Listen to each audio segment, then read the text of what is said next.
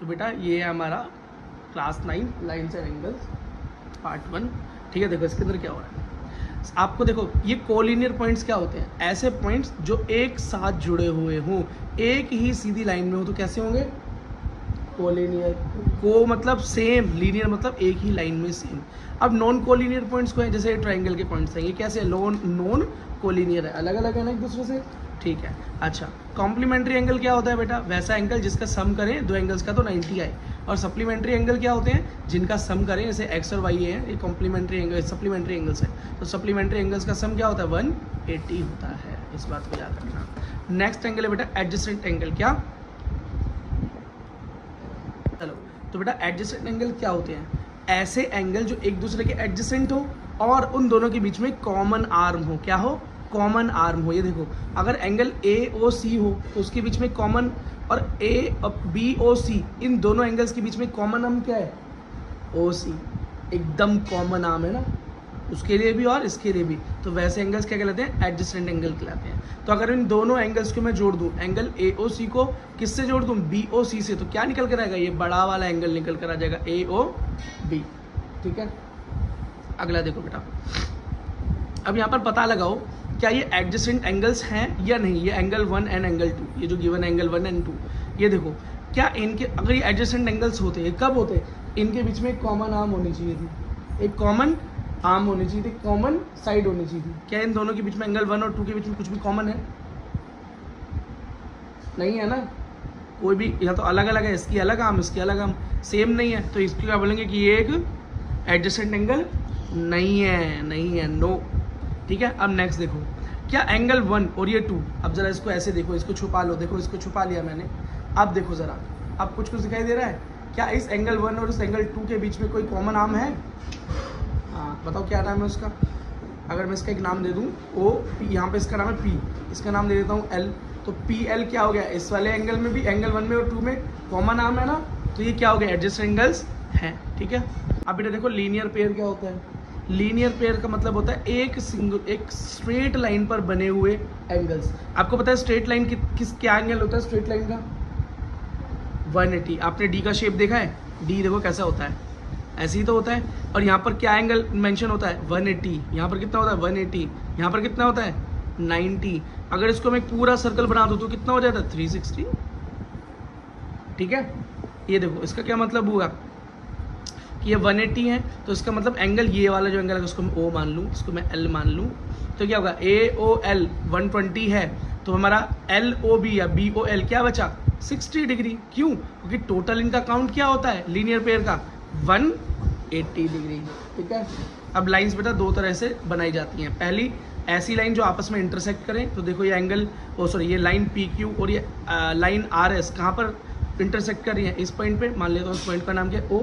अब एक दूसरी लाइन क्या है, पैरेलल लाइंस। कैसी लाइंस, पी क्यू और आर एस, जो कि आपस में कभी भी एक दूसरे को इंटरसेक्ट नहीं करती। ठीक है, अब बेटा हमें समझना है वर्टिकली अपोजिट एंगल्स क्या होते हैं। देखो बेटा जब दो लाइनें आपस में इंटरसेक्ट करें, ठीक, अब वहाँ पर देखो एक एंगल इस तरफ देखो, और सेम उसके सामने जो एंगल है अपोजिट बिल्कुल देखो, इस अगर एंगल ये 1 है और ये एंगल 2 है, तो ये क्या है देखो एंगल पी ओ आर और ये एंगल एस ओ क्यू क्या है, एक दूसरे के क्या है वर्टिकली अपोजिट हैं। अब ऐसे ही एंगल ये मान लो 3 और ये मान लो 4, तो यहाँ पर कौन है 3 4 के वर्टिकली अपोजिट है। बात समझ में आ गई, यही बात मैंने यहाँ पर लिखी है। Angle P O S is equals to angle R O Q, और angle P O R is equals to S O Q. बात समझ में आ गई, ठीक है। देखो बेटा अब जरा एक बड़ी इंपॉर्टेंट चीज़ हमें समझनी है इस चैप्टर की, वो है ट्रांसवर्सल्स के बारे में। ये चीज़ बेटा पूरा फॉर्मेट जो इससे पहले हमने पढ़ा वो तो फॉर्मेट बन ही रहा है, लेकिन इस फॉर्मेट से हर बार एक क्वेश्चन आता है। तो इस बार भी मुझे पक्का विश्वास है कि इस बार भी तुमको एक बड़े नंबर का क्वेश्चन इसी कॉन्सेप्ट से मिलने वाला है आपको, ठीक है। तो इसको ज़रा हम ध्यान से समझते हैं।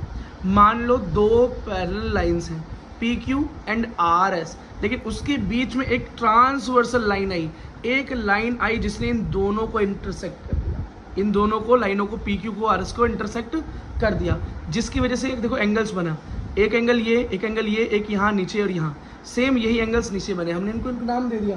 यहाँ पर दे दिया एंगल 1, इसको दे दिया एंगल 2, इसको दे दिया एंगल 3 और इसको दे दिया एंगल 4, इसको बोला एंगल 5, इसको बोला एंगल 6, इसको बोला एंगल 7 और इसको बोला एंगल 8। बात खत्म।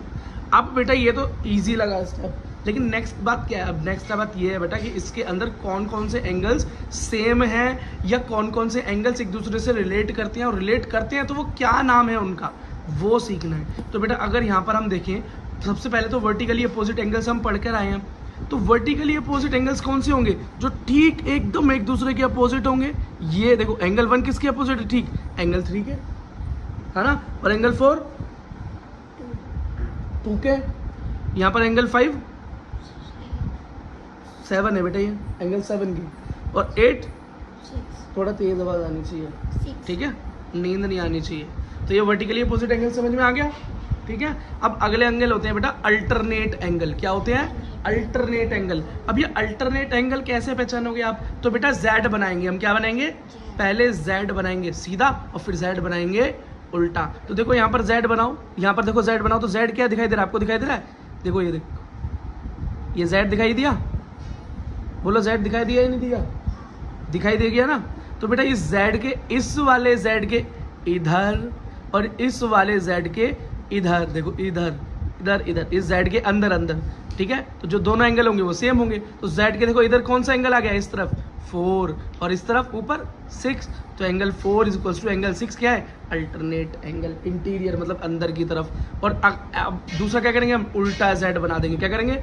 उल्टा जेड, देखो ऐसे बनेगा, ये बनेगा ना उल्टा जेड। तो यहाँ पर हो गया एंगल 3 और एंगल 5। तो एंगल 3 और एंगल 5 के अल्टरनेट इंटीरियर एंगल्स हो गए।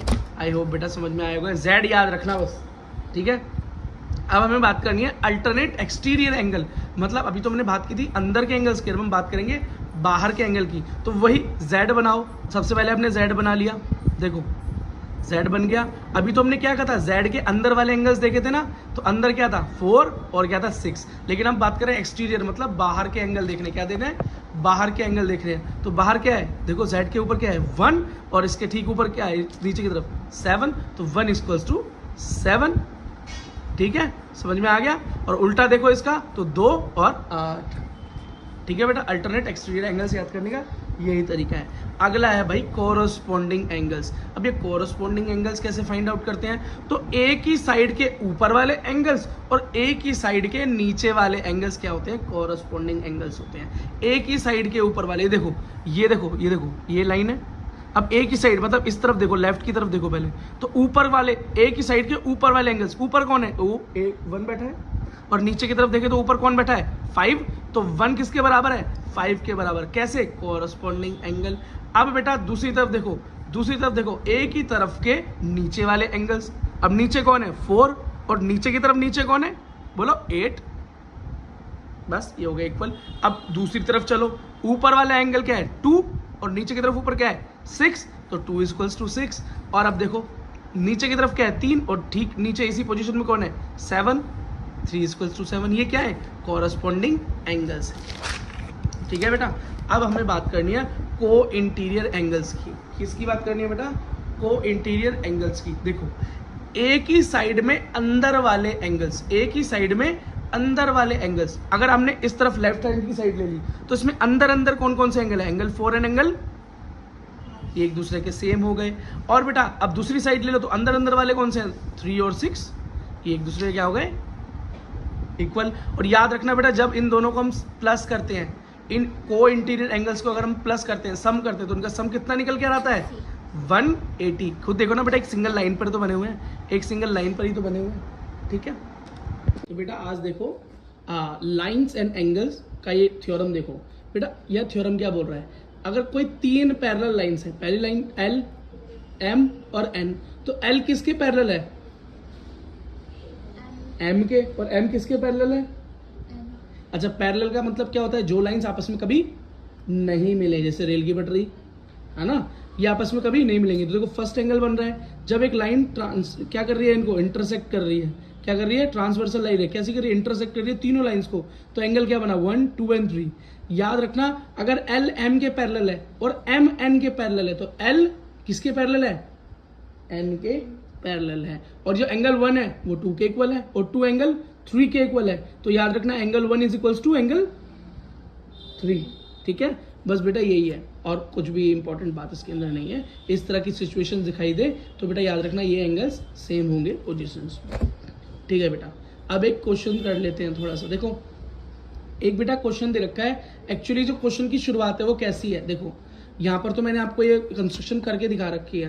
क्वेश्चन की शुरुआत है वो देखो ऐसे है, 2 लाइन बनी हुई है, ठीक है, और देखो ये सीन है, देखो बेटा ये देखो, ठीक है, ऊपर वाली लाइन है P Q और नीचे वाली है R और S, ठीक है, X एंड Y, ठीक है, और ये है बेटा M पॉइंट।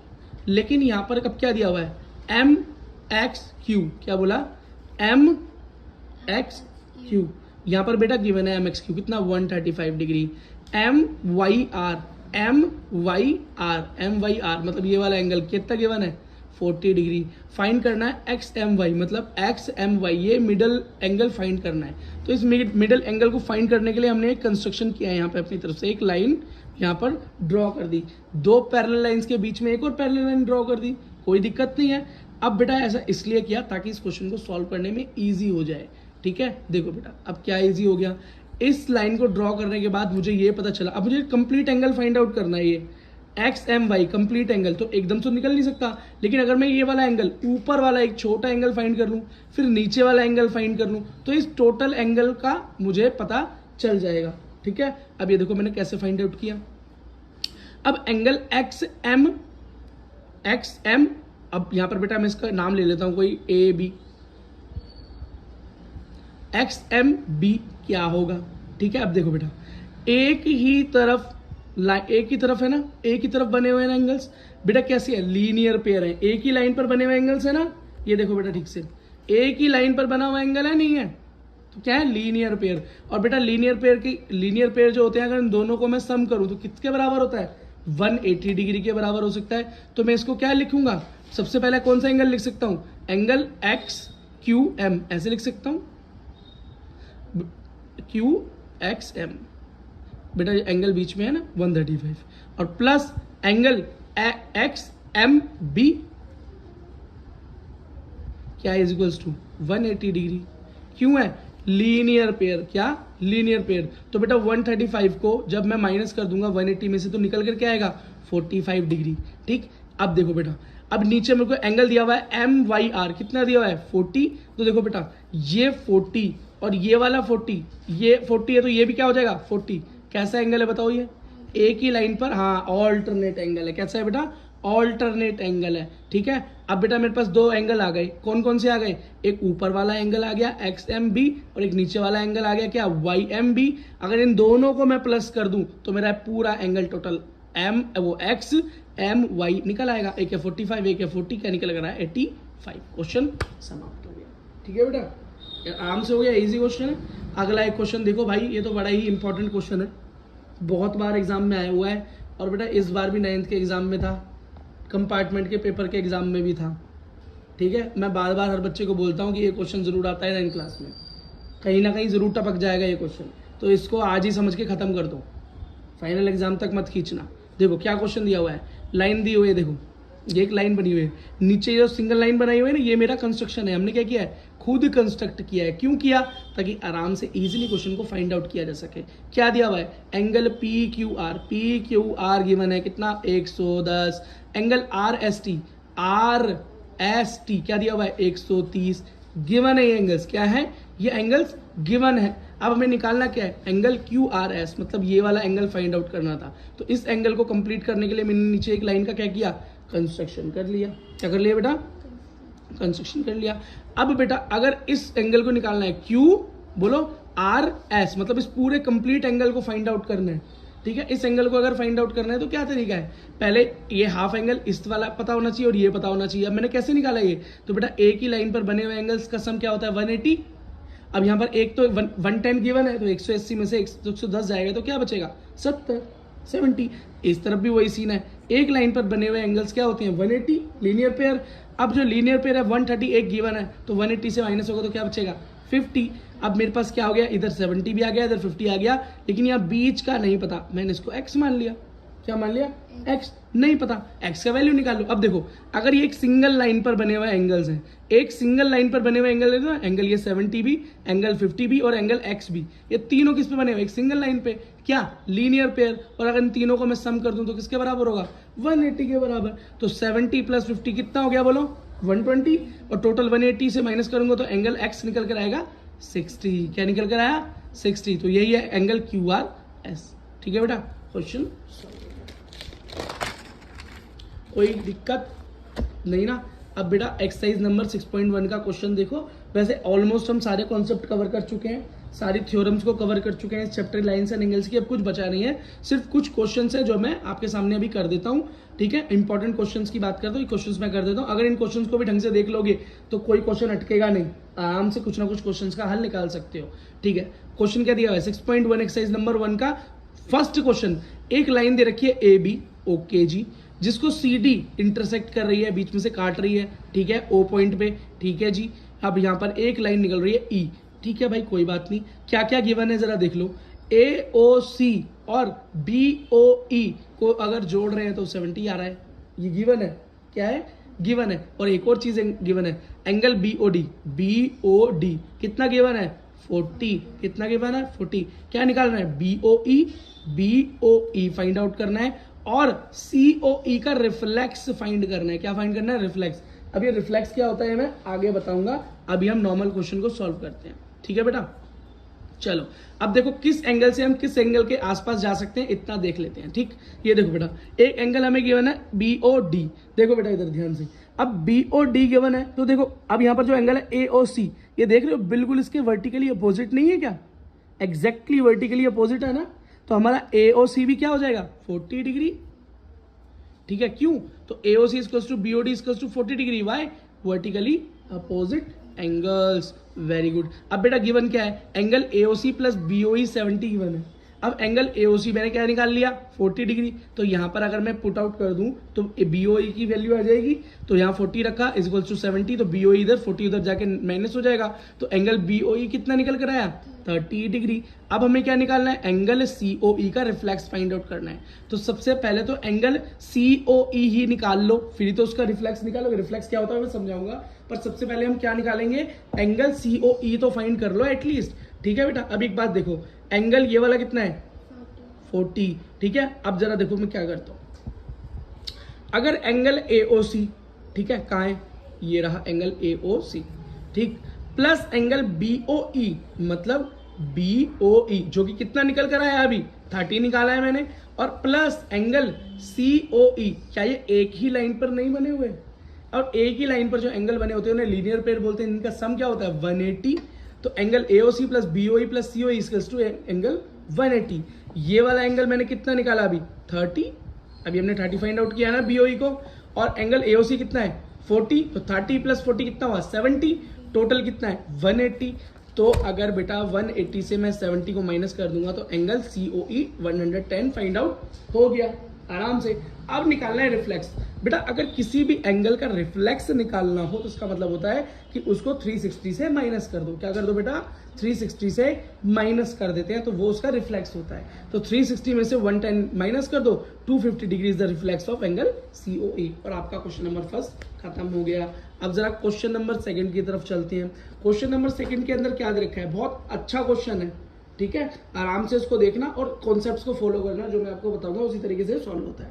ठीक है भाई, अब यहाँ पर क्या बोल रहा है कि लाइन है XY दिखाई दे रही है, जिसको MN क्या कर रहा है, इंटरसेक्ट कर रही है। लाइन MN नाम की लाइन उसको इंटरसेक्ट कर रही है O पॉइंट पर। एक लाइन दे रखी है P, ठीक है, और बता रखा है angle POY is 90, POY is 90 degree, okay. और बोल रहा है एक एंगल दे रखा है A, एक दे रखा है B और एक दे रखा है C। A और B रेशियो में है, किसके रेशियो में, 2 और 3 के रेशियो में। तो 3 फाइंड करो। तो बेटा C तो तभी फाइंड करेंगे जब A निकल कर आ जाए, B निकल कर आ जाए, फिर C निकल सकता है। ये तो रेशियो में गिवन है ना। तो बेटा जब भी कोई चीज रेशियो में गिवन हो तो इसका मतलब हमें उसकी वैल्यू पता नहीं, अननोन वैल्यू है, तो हम क्या मान लेते हैं, हम मान लेते हैं बेटा उसको x के इक्वल। इनके रेशियो को किसके इक्वल मान लेते हैं, x के इक्वल हम मान लेते हैं। अब एंगल A और B किसके रेशियो में रखा है, 2 और 3, तो एंगल A क्या है 2 के इक्वल और B क्या है 3 के इक्वल। तो एग्जैक्टली वैल्यू तो पता नहीं है, तो हम क्या मान लेते हैं, angle A is equal to 2x और angle B is equal to 3x। ठीक है बेटा, अच्छा अब एक और चीज़ देखो बेटा, एंगल ए, एंगल बी और ये एंगल 90 POY, ये एक ही सिंगल लाइन पर बने हुए हैं ना, तो ये लीनियर पेयर हुए ना। अगर मैं angle A plus B plus angle POY करूँ तो क्या निकल कर आएगा 180। ठीक है, मैं लिख देता हूँ। तो एंगल ए जो कि 2x है, एंगल बी जो कि 3x है और एंगल POY जो कि 90 is equals to 180। 2 + 3 5x 90 is equals to 180। 5x ये रहने दो, 90 गया तो 180 माइनस 90 इज इक्वल्स टू क्या हो गया 5x is equal to 90 degree.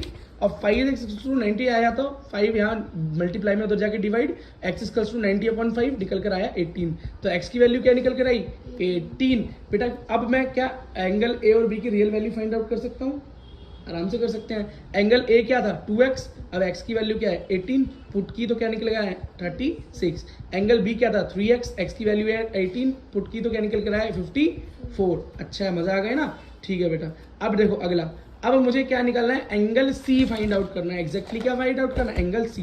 तो देखो बेटा एंगल सी क्या है, ये रहा। अब जरा इसको ये ऐसे देखो जरा पलट के, ठीक है ऐसे देखो जरा पलट के, ये देखो। तो क्या बेटा जो ये लाइन है MN, इस MN लाइन पर नहीं बने हुए दोनों एंगल, एंगल BB और एंगल CB। तो एक इन दोनों का अगर मैं जमा करूं प्लस करूं तो क्या है लीनियर पेयर, तो इनका सम किसके बराबर आएगा 180। ठीक है, इक्वल आएगा। तो angle B plus angle C equals to 180 linear pair. Angle B कितना निकल कर आया, अभी निकाला 54, तो 54 यहाँ पुट कर दिया equals to 180। 54 equals to 180 minus 54, angle C equals to 126 degree. और ये आपका आंसर हो गया। आई होप बेटा आपको लेक्चर समझ में आया होगा, मजा आया होगा। बहुत इजी चैप्टर है, प्रैक्टिस चाहिए होती है बस, और कोई ज़रूरत नहीं है इसकी। ठीक है, मिलते हैं नेक्स्ट वीडियो में।